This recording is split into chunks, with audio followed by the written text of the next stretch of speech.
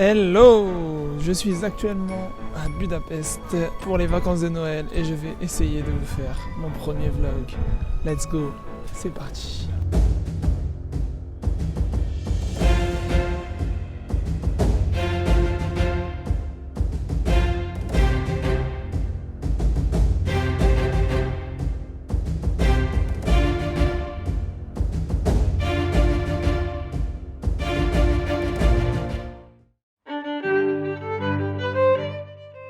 Budapest est une ville qui, à travers les siècles, a vu défiler en son sein grand nombre de peuples et de cultures.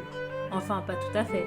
En réalité, la capitale hongroise telle qu'on la connaît aujourd'hui est le résultat de la fusion entre les villes de Buda et de Pest, anciennement séparées par le Danube.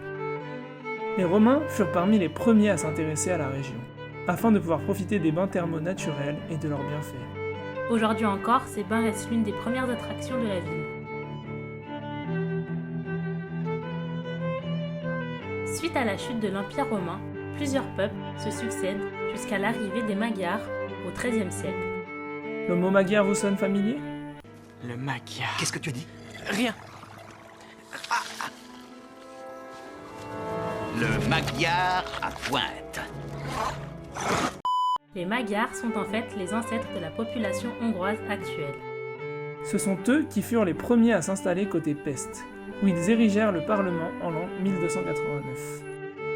Bien qu'officiellement le peuple hongrois soit resté propriétaire du pays tout ce temps, Budapest est en réalité tombé sous l'occupation de l'Empire ottoman pendant 3 siècles.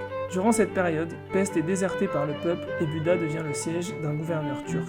Certaines églises furent alors, à l'époque, réaménagées en mosquées.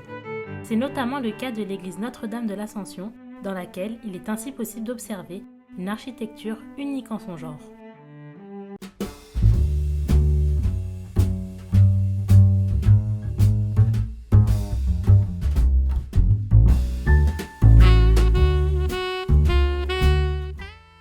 Bon, on va goûter cette espèce de truc au fromage, je ne sais pas ce que c'est.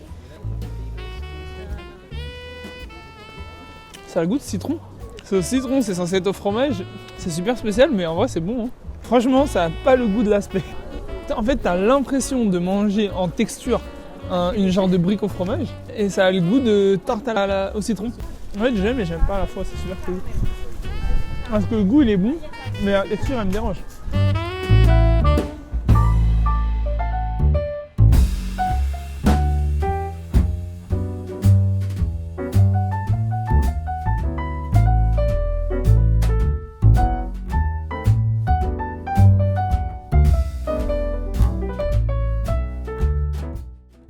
On va goûter un espèce de Ferrero au caramel. Tout a un goût différent à ce que tu attends en fait. C'est à la pâte d'amande. C'est pas au chocolat.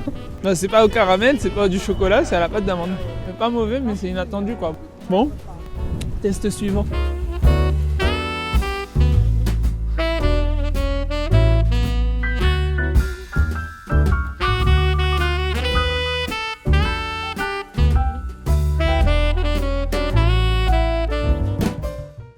On va goûter ce truc. Comment ça s'appelle? On va goûter les éclairs.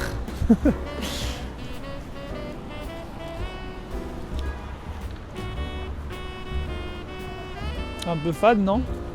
Et du sucre, de la pâte à sucre. Et toi t'as critiqué tout. T'as pas dit un truc qui était bon. Moi ça c'est bon. Hein. Non, c'est bon, mais c'est pas incroyable.